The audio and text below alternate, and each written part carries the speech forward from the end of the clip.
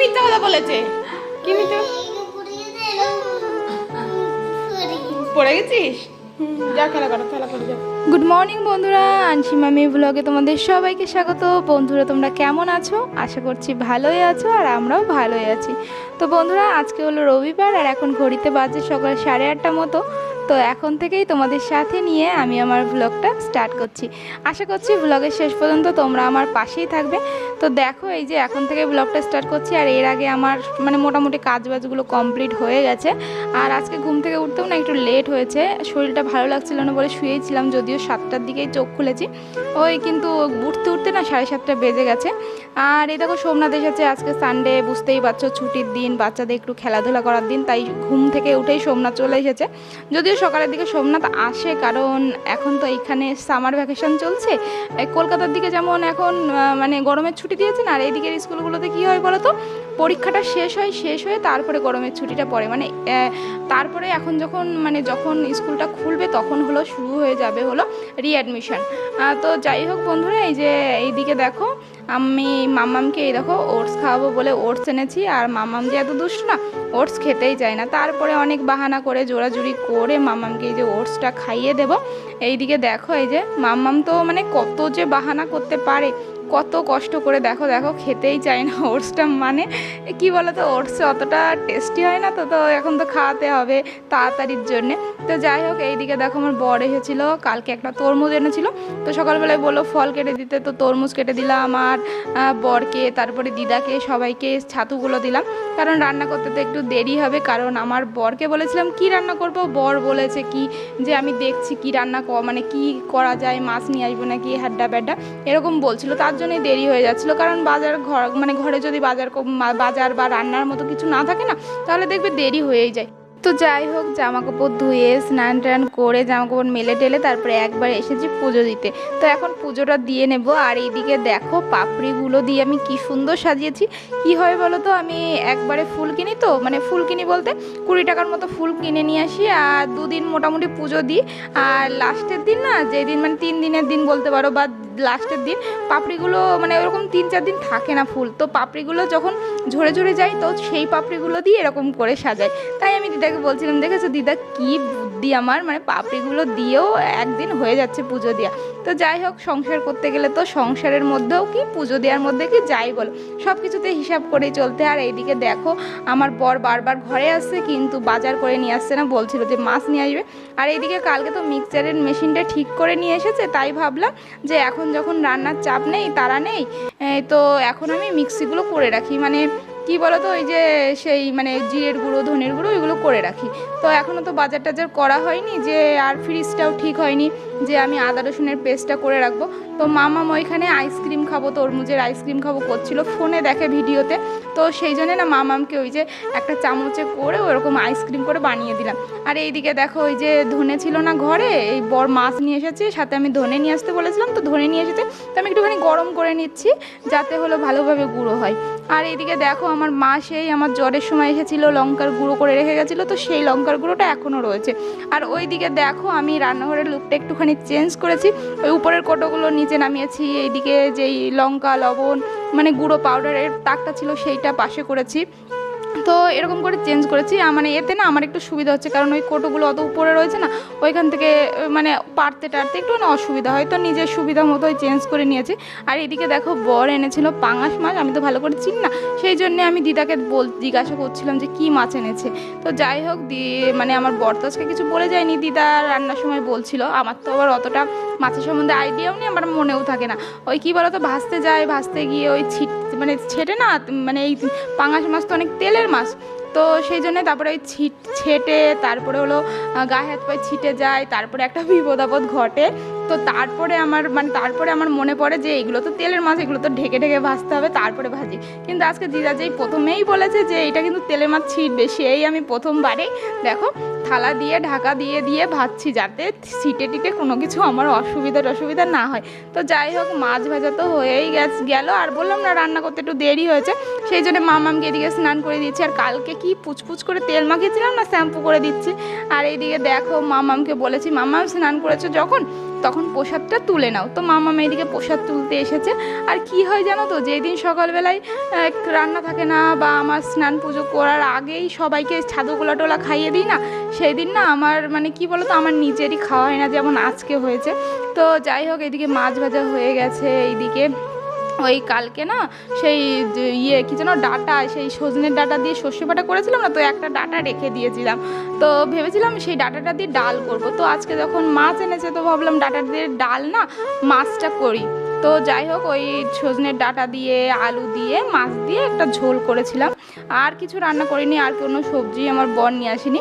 আর এইদিকে না একটা প্রবলেম হয়ে গেছে জানো তো, আমার ঘরে যে জলের ঢপটা ছিল না, মানে যে জলের ঢপটা 20 লিটার যে ঢপগুলো হয়, তো সেই ঢপগুলো না অনেক দিন ধরেই ফাটা ছিল। তো সেইটা না আমি চেঞ্জ করতে বলছিলাম, কিন্তু আমার বর চেঞ্জই করছিল না, ওইটাই করেই নিয়ে আসছিল। তো আজকে এমনভাবে জল পড়েছে, পুরো রান্নাঘরটা জলে বলতে পারো ডুবে গেছে। তো যাই হোক, সেই ঢপটা বরকে বলেছি আর এই ঢপে জল আনবে না। বর তো ফেলে দিয়েছে, মানে বাইরে রেখে দিয়েছে, বলেছে কাঁচরা গাড়ি আসলে ফেলে দেবো। তো যাই হোক, এইদিকে দেখো রান্নাঘরটা জলে ডুবে গেছে, তাই ভাবলাম একবারে রান্নাঘরটা মুছে নিই, কারণ যা জল জল হয়েছে ও আর মানে সারাদিনই শোকাবে না। আরও তারপরে মাছ টাছ রান্না করেছি, সেই জন্য একবারে ক্লিন করে এই দেখো ঘরটা মুছে নিলাম। তো যাই হোক, তারপরে তো মুখ টুক ধুয়ে ফ্রেশ হয়ে এই দেখো এই যে মাছের ঝোল রান্না করেছি, গ্রেভি রান্না করেছি। আমার বর যদিও না মাছ মাংস দিয়ে আলুটা খায় না বা আলুটা খেতে চায় না, কিন্তু জানি না কেন আজকে আমাকে বলেছে আলু দিয়ে মাছের ঝোল রান্না করতে। তো যাই হোক, এইদিকে দেখো বরকে খেতে দিয়ে দিচ্ছি। আর আমার মাম্মাম না রান্নার সময় দুটো মাছ একা একা ভাজা খেয়ে নিয়েছে, একা একা বেছে বেছে। আর যদিও এই পাঙাশ মাছগুলোই না সেরকম কাটা হয় না, সেই জন্যে আর কোনো অসুবিধা হয়নি।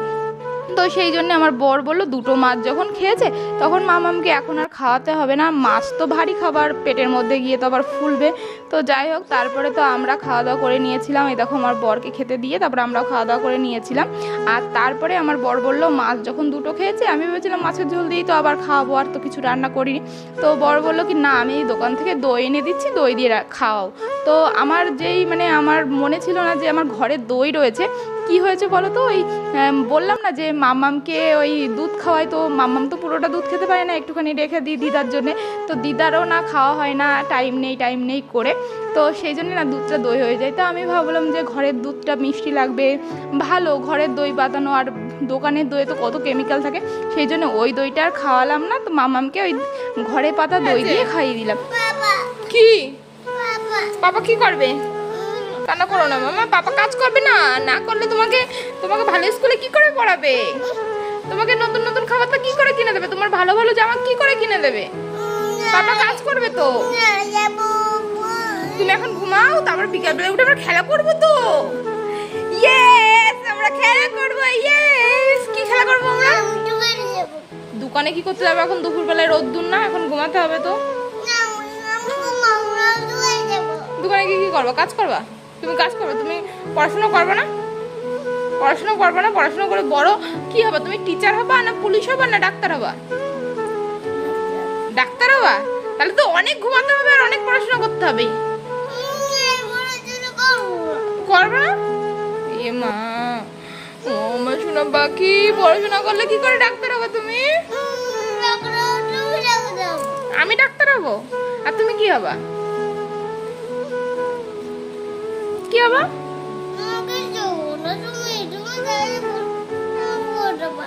মুখে কি? তুমি ছি, পচা একটা বেবি কিন্তু হয়ে যাচ্ছে। তুমি মুখের মধ্যে থুতু নিয়ে কথা বলছো। তুমি আমার সোনা গুড বেবি হবে তো, তাহলে তোমাকে আমি অনেক ভালোবাসবো। অনেক ভালোবাসবো না পচা ভালোবাসবো? পচা তোমাকে ভালো ভাববো না আমি? ঠিক আছে, আমি তোমাকে ভালো ভাববো না, আমি তো ভাইকে ভালো ভাববো। এই যে ভাই অনেক পড়াশোনা করবে, অনেক বড় চাকরি করবে, তোমাকে আমি ভালোবাসবো না। তাহলে তুমি যদি দুষ্টুমি করো, ঘুমাবো তো এখন? ভাই এখন ঘুমাবে, ভাইকে আমি বিকালবেলায় খেলা করতে নিয়ে যাবো, আর কালকে অনেক জল দিয়ে স্নান করাই দেবো, অনেকক্ষণ ধরে স্নান করাই দেবো। তুমি ঘুমাবে, তাহলে তোমাকেও স্নান করাবো। ঘুমাবে তো তুমি? ঠিক আছে, ঠিক আছে, গুড বেবি তুমি আমার। আমার শুনটা দুটো গুড বেবি, আমার এই চারটা গুড বেবি, এই চারটা গুড বেবি। ভাইকে নাও, একটু কোলে নাও। আমি কোলে নেবো? তাহলে তুমি ভাই কিন্তু তুমি কান্না করবে না, বলবে দিদি কোলে নিচ্ছে না, দিদি কোলে নাও আমাকে, দিদি কোলে নাও, তাই বলবে। দুষ্টু তুমি। মামামকে দই ভাত খাওয়ানোর পর দেখলে তো মামামকে অনেক কষ্টে বুলিয়ে বালিয়ে মামামকে ঘুম পাড়ালাম। কেন বলো তো, ওর বাবা চলে গেছে, ওর বাবার জন্য দেখলে তো কেমন কান্নাকাটি করছিল। তো এখন দেখো বিকাল 5টা মতো বাজে, তো এখন আমাদের ফ্রিজ ঠিক করতে এসেছে আর মামামও ঘুম থেকে উঠে গেছে। মামামের জন্য একটু মৌসম্বি জুস করে নিয়ে এসেছি। আর তোমাদের সাথে এই জিনিসটা একটা কারণের জন্যই শেয়ার করছি, কারণ এই জিনিসটা আমাদের অজানা ছিল, আমার বরের তো সবার অজানা ছিল। আর এই জিনিসটা তোমাদের অনেকেরই অজানা থাকতে পারে, সেই জন্যেই তোমাদের সাথে শেয়ার করছি। কি হয়েছে বলো তো, আমাদের ফ্রিজটা বললাম না খারাপ হয়ে গেছে। তো আগে একদিন কোম্পানি থেকে লোক এসেছিল, চেক করে গেছে কি খারাপ হয়েছে। তো আমাদের বলছিল কম্প্রেসার খারাপ হয়ে গেছে আর কি যেন বলছিল। তো আমাদের বলেছিল যে এইটা রিপেয়ার করতে 6000 মতো লাগবে, পুরো কম্প্রেসারটা পুরো চেঞ্জ করে দেবে। তো 6000 টাকা লাগবে। আর যদি তোমার ফ্রিজের বিল টিল থাকে তো তাহলে তোমার 2200 এরকমের মধ্যে হয়ে যাবে। তো যাই হোক, কিন্তু কি মানে আসল প্রবলেমটা কি বলো তো, আসল প্রবলেমটা হলো আমরা বিলটা হারিয়ে ফেলেছি। মানে আমাদের ফ্রিজটা হলো আমার মাম্মাম যখন হলো, মানে আমি যখন বাড়িতে ছিলাম, আমার মাম্মাম হওয়ার আগে বা হলো সেরকম টাইমে কেনা। তো আমি যেহেতু বাড়ি ছিলাম সেহেতু গুছিয়ে রাখার মতো এখানে ছিল না কেউ, আমার বড় হারিয়ে ফেলেছে, গুছিয়ে রাখেনি, অতটা বুঝতে পারিনি যে এরকম ফ্রিজ কিনেছি, কাগজপত্রগুলো গুছিয়ে রাখতে হবে কিনা। তো সেই জন্যই না হারিয়ে ফেলেছে। তো এখন কি করব একটু টেনশন করছিলাম, কারণ কোথায় 6000 টাকা আর কোথায় 2200 টাকা, প্রায় 3 ডবল টাকা। তো শুধু যদি মানে ভাবছিলাম যদি কাগজপত্রগুলো থাকতো তাহলে তো মানে কম টাকার মধ্যে হয়ে যেত। তো এরকম টেনশন করছিলাম। আর বেশিরভাগ অনেকেই এরকম কাগজপত্রগুলো হারিয়ে ফেলে বা ফেলে দেয় বা কি। আর সত্যি কথা, এখন না কাগজপত্রের আর দরকারই নেই। ওই আগে মাকে দেখতাম, মানে বাড়ির লোকদের দেখতাম যে একটা কিছু কিনলেই কাগজপত্রগুলো মানে লাগুক ছাই না লাগুক সব কিছু জমিয়ে রেখে দেয়, কিন্তু এখন আর সেরকম হয় না। কি বলতো, এরকম যখন টেনশন করছিলাম যে কাগজগুলো থাকলে বা বিলটা থাকলে আমাদের এত কমে হয়ে যেত, তো সেই সময় একদিন সোমদা এসেছিলো। তো সোমদা এসে আমাদের ইনফরমেশনটা দিল যে এখন কেউ কাগজপত্র ওরকম করে জমিয়ে রাখে না। তো এখন কি হয় বলো তো, আমরা যখন ফ্রিজ কিনতে যাই বা কোনো জিনিস কিনতে যাই তখন তো আমরা ফোন নাম্বার রেজিস্টার করি। তো সেই যেখান থেকে কিনেছি বা যে কোম্পানিতে গিয়েছিলাম, তো সেইখানে গিয়েই যদি ওই ফোন নাম্বারটা আবার রেজিস্টার করাই তাহলে আমাদের বিল মানে দিয়ে দেয়। তো মানে ওইখানে কম্পিউটারে অটোমেটিক চলে আসে যে আমরা কিনেছিলাম, এই দিন কিনেছিলাম, এরকম সব ইনফরমেশান চলে আসে। তো সেইভাবেই বিলটা না ওরা বের করে দেয় বা ফোনে দিয়ে দেয়। আবার অনেক সময় তোমরা প্রিন্ট আউট করে বের করেও নিতে পারো। তো এরকম সুবিধা এখন হয়েছে। তো এইগুলো আমাদের জানা ছিল না। আর আমার মনে হয় আমার মতো তোমাদের অনেকের হয়তো জানা আছে, কিন্তু আবার অনেকেরই হয়তো অজানা আছে। তো এই জিনিসগুলো না মানে অনেকটা সুবিধা হয়েছে। তো যাই হোক, আমার বর আগে একদিন গেছিলো, তো বিলটা বের করে এনেছে, সেই জন্য আমাদের কম টাকার মধ্যে হয়ে গেল। তো যাই হোক, এই ইনফরমেশনটা দিয়ে তোমাদের কোনো সুবিধা হলো কিনা আমি জানি না, তবে আমার খুব সুবিধা হয়েছে এই ইনফরমেশনটা পেয়ে, সেই জন্যেই তোমাদের সাথে শেয়ার করা। আর আমার যেইগুলোই সুবিধা হবে, যেইগুলো আমার কাছে ভালো মনে হবে, তো সেইগুলোই তো তোমাদের সাথে শেয়ার করার জন্যে আমার এই ইউটিউবে আসা। हमारा घर में ये हानी आए। हानी किधर गए थे? छुट्टी समर वेकेशन में, है ना? हाँ। घूमने गए थे, तो अभी आया अंशी के साथ मिलते हुए आए। Guys hi. हाय मामा, तुम्ही को हाय बोले दो। ये देखो अंशी कैसे अच्छे से दूध पीते।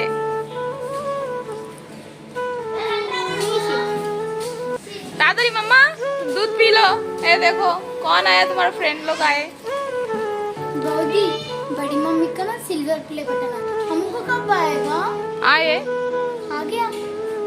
आएगा, मेहनत करते रहना। Subscribers please subscribe for Anshi Mummy Vlogs to get silver play button.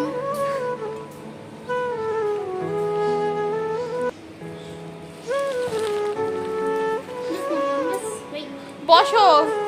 Wait.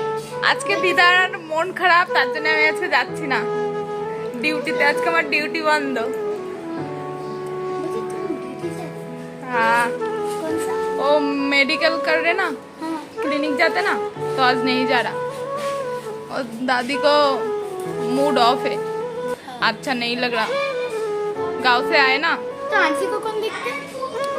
दादी देखते। আমার চিকু পুকু বেবি কি সুন্দর খেয়ে নিচ্ছে আনির কাছে। Wait, wait, wait, wait, wait. আজকে দিদার একটু মন খারাপ ছিল, আর তাছাড়া ফ্রিজ ঠিক করতে করতে অনেকটা লেট হয়ে গেছিলো, সেই জন্যে তার যেতে পারলাম না।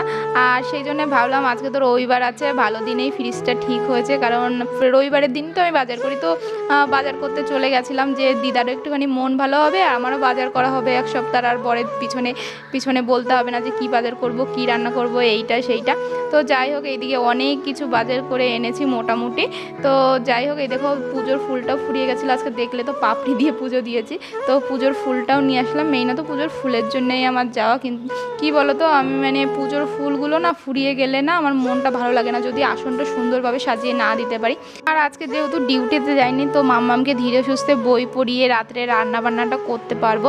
তো যাই হোক বন্ধুরা, আজকের ব্লগটা এইখানেই শেষ করছি। আশা করছি আজকের ব্লগটাও ভালো লাগবে। আর কি হয়েছে বলো তো, বুঝতেই পারছো কত ব্যস্ততার মধ্যে আছি, সেই জন্য না রেগুলার ঠিক করে ব্লগ দিতে পারছি না। আর ব্লগের ভয়েস ওভার দিতে গেলে একটু নিলিবিলি হয়ে থাকতে হয়, তারপরেই তো ভয়েস ওভার দেবো।